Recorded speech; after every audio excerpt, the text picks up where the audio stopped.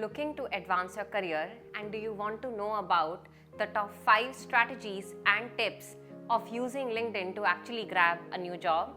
Then hi, welcome to my channel. My name is Shatakshi. I am a LinkedIn top voice and I spent almost a decade working in management consulting, strategy and of course public policy as well. And in my free time, whenever I'm on a chai break, I make these really cool, absolutely free informational and educational videos for all of you. So feel free to hit on the subscribe and the notification button so that you get notified whenever every week I'm making these really cool free education content for all of you.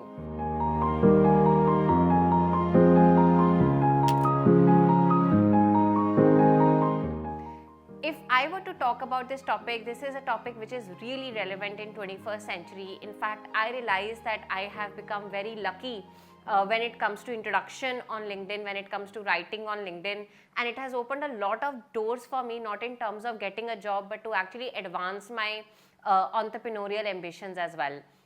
So with that, I am going to be covering almost 5 topics. Like I said, we will go from each one topic to another and we will deep dive into them as well, and watch till the end if you want to know a hacky way and perhaps it's one mistake that 90% of the people, I would say, are doing when it comes to building their career or getting a new job through LinkedIn. So with that, let's get started. So somewhere on our screen, I'm going to be sharing my screen because the number one point is having a completely optimized LinkedIn profile. What do we mean by that? What are certain mistakes people do that you should not be doing? So we will start the screen share now. Number one and the most important, and many people take it lightly, is your LinkedIn profile picture. I have seen so many good people who are doing good work, but they put a very shoddy LinkedIn profile, or it is not their professional self, or their face is not looking, is not even visible, frankly.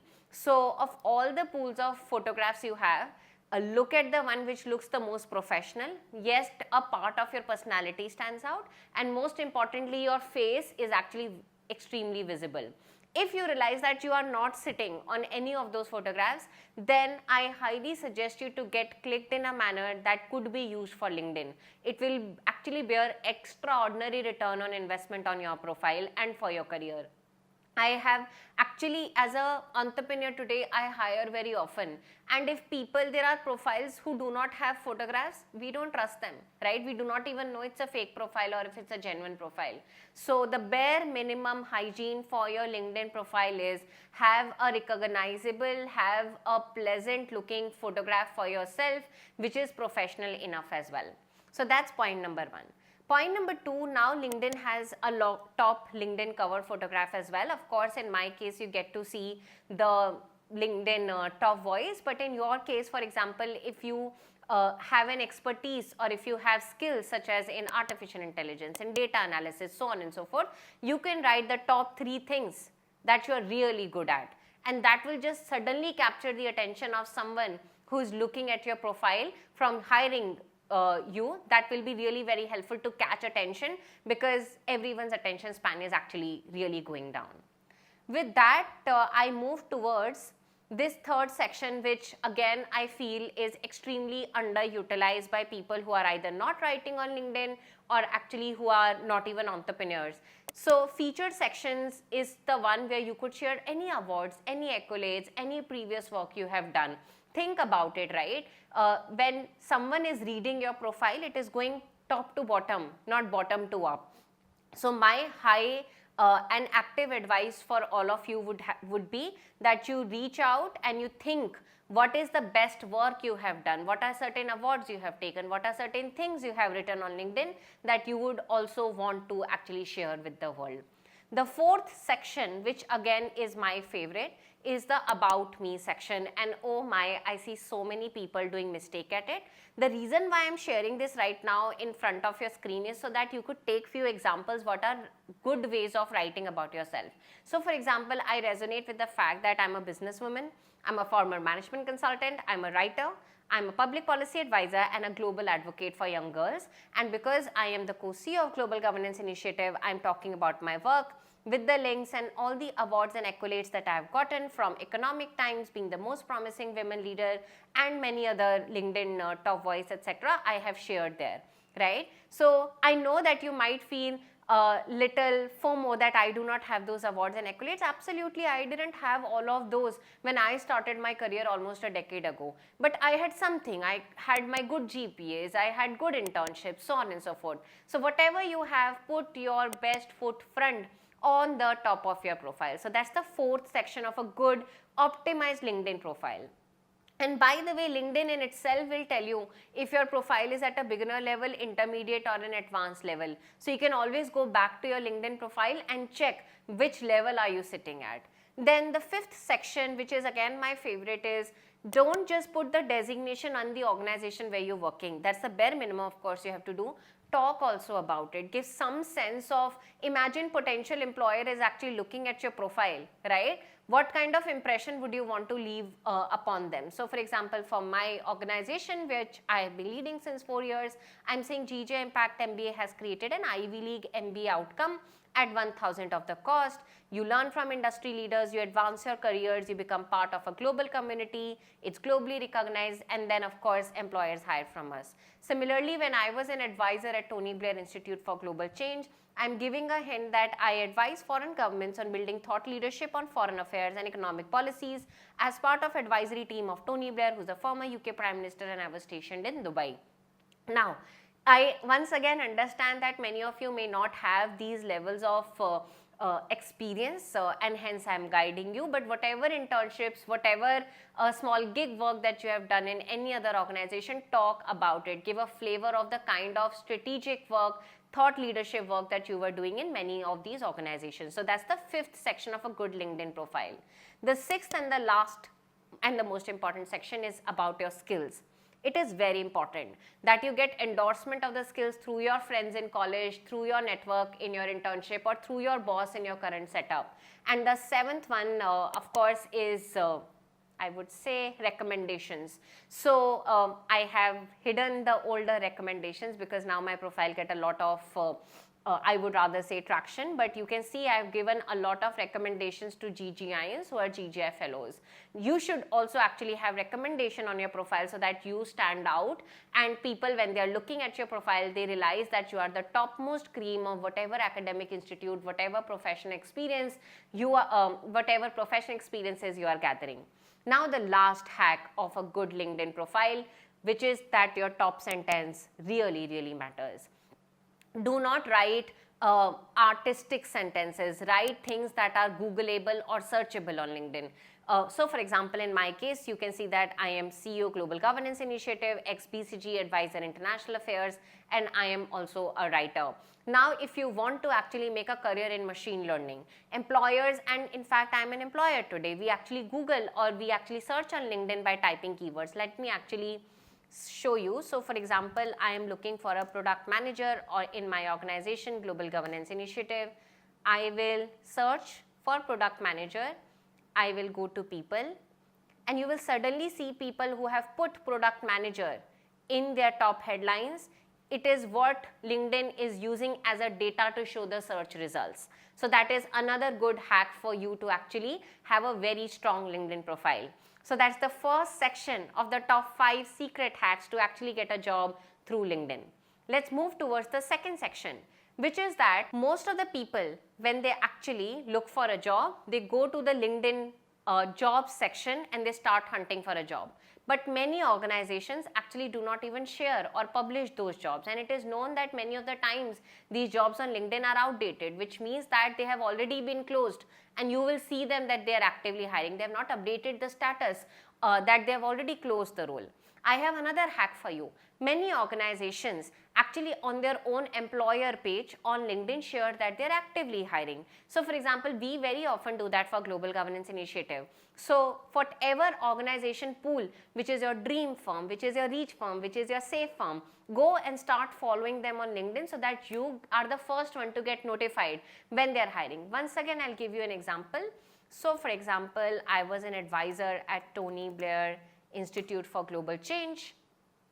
I go on their page, I check their posts, and I see that they are looking for someone with good communication. Our communication team gives a voice to the work delivered across TBI. Help us highlight the global impact we are making, apply here. So you may not actually find this job in their job listing page on LinkedIn, but on their employer page you are able to find that. So that's the second section of making a very good profile on LinkedIn. The third one is once again an active route, which is getting a referral. Now there are certain bad practices of getting a referral. There are certain good practices of getting a referral. If you are going to write 5 paragraphs to someone, attach their CV, write a sob story that I am unemployed and I want to get a job. I empathize with you, but I'm sorry, people will not empathize with you. Why? Because everyone at a credible level get 400 or 500 messages like that. So why should they help you? And by the way, you need to know that a good referral in most of the organization earn that referrer as well some good money. In fact, in BCG we used to get really good amount of money if you referred someone and that referred person actually ended up getting a job offer from BCG. But the larger point that I'm trying to make is, today for example, I get almost 200 messages on a daily basis that they want a referral. Am I in a state to help them? The realistic answer is no. And I'm mostly surprised people do such shoddy job at no research, no good answers. They will just write a standard 5-paragraph email by attaching their CV, and I know that they have sent it to 20 more people. Where is the research? Where is the cover letter? Where is the personalization, right? And most importantly, how can you help the organization? Let me actually give you an example of an intern that I hired. He actually wrote me 5 messages point by point, and he was actually hired for a tech role. How can we optimize the website of Global Governance Initiative? How can we actually digitize the certificates at Global Governance Initiative as well? And eventually when it came to hiring, he applied and he was my top priority, which means that if you actually without even getting a stipend start helping someone, then that person starts seeing a value in you. So that's the third point that I wanted to actually point out. Start giving value to people, write personalized messages, write short and crisp messages that grab their attention. The fourth one is another hack on LinkedIn, which is that you look out for relevant hashtags. For example, hashtag searches such as hiring, hashtag hiring. Whenever I have hired through LinkedIn, I have had those keywords in my post. So go on LinkedIn, look at the last 20 posts of whatever location that you're having on LinkedIn and see whosoever is hiring, right? And most of the times, do not just actually write to the hiring manager. By the way, not hiring manager, I meant HR. HRs never close who is going to get hired and who is not. It's the hiring manager, someone who is actually owning the business, in the business or owning a vertical line in a non-profit, right? That means that your probability to get a referral from a hiring manager is way higher than an HR manager. HR managers kind of, I think, feel more empowered on LinkedIn because LinkedIn is all about getting a job. But my advice will be reach out to a hiring manager from that organization. There's a very high probability that he or she is going to help you because they have skin in the game. Which makes me talk about my favorite fifth hack of getting a job on LinkedIn, which is about having thought leadership. Write about things that you're passionate about and don't just share opinions. Share opinions backed by data. Share opinions backed by experiences. Many of the times people feel underconfident that I am just an intern, I am 19, how am I going to share thought leadership? At my organization, Global Governance Initiative, I had a GJ Impact Fellow. She's 19, of course, I'll not take her name from privacy point of view, but she's been writing such beautiful content on LinkedIn that she's getting some really good traction. And let me share an honest hack, and I think I've shared this in many other videos as an anecdote. My last organization where I worked, after which I signed up to become a full-time entrepreneur, actually I never reached out to them. They reached out to me, and that was because I got an Economic Times Women Leader of the Year award. I shared that on LinkedIn. One of my friends liked that post. She was already working in Tony Blair Institute for Global Change. Because she liked that post, it was seen by the hiring manager of Tony Blair Institute, and they reached out to me in my LinkedIn message. And hence, having a good thought leadership backed by experiences, backed by, I would say, data, or sharing your awards and accolades could go a long way while you are sitting and relaxing and you get a job. As I promised that I am going to be sharing a secret hack through which you can actually get a job on LinkedIn. What is that hack?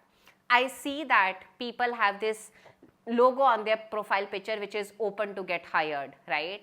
Kunal Shah, interestingly, also posted about it. It is about economic signaling, one-on-one. I got the best dream job offer that I could ever imagine from Tony Blair Institute for Global Change when I was not looking for a job. I told them in the interview that I'm not looking out, and hence I became more covetous, hence I became more demanding for them. It's almost like dating, right? Girls or boys who are not actually actively looking for dating, they actually become more hot properties. Similarly, in India, most of the people who actually get a job, and it's the sad reality, are the ones who are already having job. Hence, it becomes really hard for unemployed people. You are making it even harder for yourself by having that open to actually work for others, right? I know that it is a sensitive topic and it might go either way, but I genuinely believe from economic signaling point of view, you are not doing a good job. Those are the 5 plus last hack through which you can actually build a career through LinkedIn. I've always maintained if you want to advance your salary and advance your career, where you learn directly from CEOs in a live and interactive format, where you get employment support from management consulting, product management and public policy segment, and where you join a very talented global cohort, feel free to check out GGI MBA Scholars at globalgovernanceInitiative.org. That's my chai break with all of you. I hope that this video was helpful. It was well demanded by all of you, and this is my way of responding to all of your requests. I'll see you very much soon. Feel free to like and share this video so that I get motivated that this was good enough content for all of you. It is definitely a good motivating factor for me. Ciao. I'll see you very much soon.